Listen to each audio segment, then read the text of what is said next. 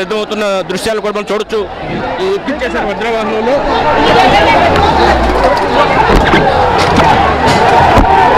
ఆయన ఇక్కడి నుంచి తరలిస్తున్న దృశ్యాలు కూడా మనం వీడియోలో చూడొచ్చు. రికార్డ్ అయిన అంబటి రాంబాబుని తరలిస్తుండగా కార్యకర్తలందరూ కూడా వెనక పరుగు పెడుతున్న దృశ్యాలు కూడా మనం చూడొచ్చు.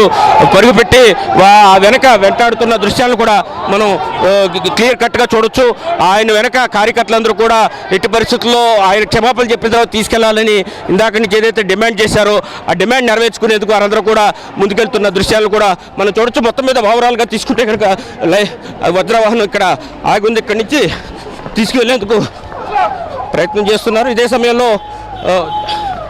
చూడొచ్చు పోలీసు ఎస్కార్ట్ ఇప్పుడు బయలుదేరింది. ఇప్పుడే వాహనం నుంచి తీసుకెళ్లేందుకు ప్రయత్నం చేస్తున్నారు. ఆ దృశ్యాలు కూడా చూడొచ్చు. లోపల అంబటి రాంబాబు కనిపిస్తున్నారు చూడొచ్చు. అదే సమయంలో వజ్రవాహనం వెనక నుంచి చూస్తే కనుక అంబటి రాంబాబు అరెస్ట్ చేసి మొత్తం వెహికల్స్లో తీసుకెళ్తున్న దృశ్యాలు కూడా చూడొచ్చు. రెండు వెహికల్స్ నుంచి బయలుదేరి వెళ్తున్నాయి.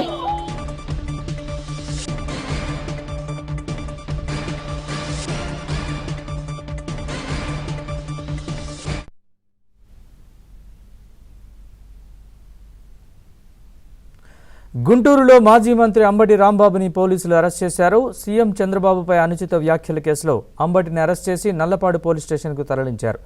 అంబటి నివసిస్తున్న వీధిలో ఆయన ఇంట్లో కరెంటు సరఫరా నిలిపివేసి ఆయన బయటకు తీసుకొచ్చారు. వజ్ర వాహనంలో అంబటిని అక్కడి నుంచి తరలించారు.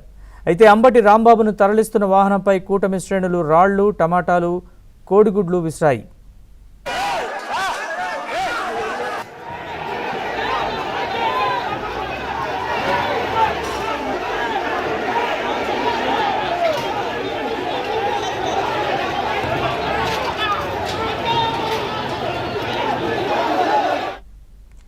అంబటి రాంబాబుని అరెస్ట్ చేసి తరలించాక ఆయన ఆఫీస్ దగ్గర తీవ్ర ఉద్రిక్తత నెలకొంది. అంబటి ఆఫీస్కు దుండగులు నిప్పు పెట్టారు. దాంతో అప్రమత్తమైన పోలీసులు వెంటనే మంటల్ని ఆర్పేశారు.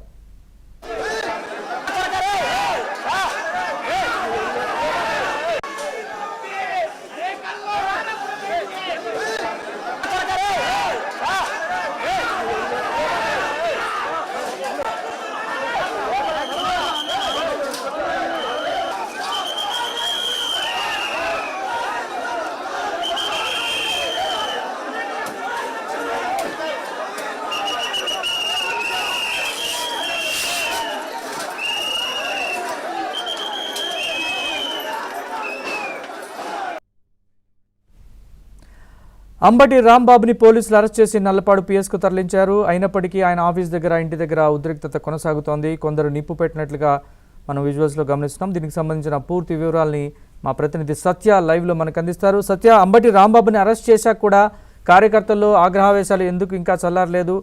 వాళ్ళందరినీ పోలీసులు ఎందుకని అక్కడి నుంచి పంపించే ప్రయత్నం ఎందుకు చేయలేదు? ప్రస్తుతం అక్కడ తాజా పరిస్థితి ఏంటి?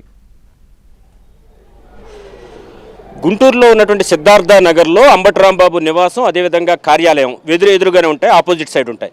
అయితే కార్యాలయంలో అంబటి రాంబాబు ఉన్నారు. ఈ ఉదయం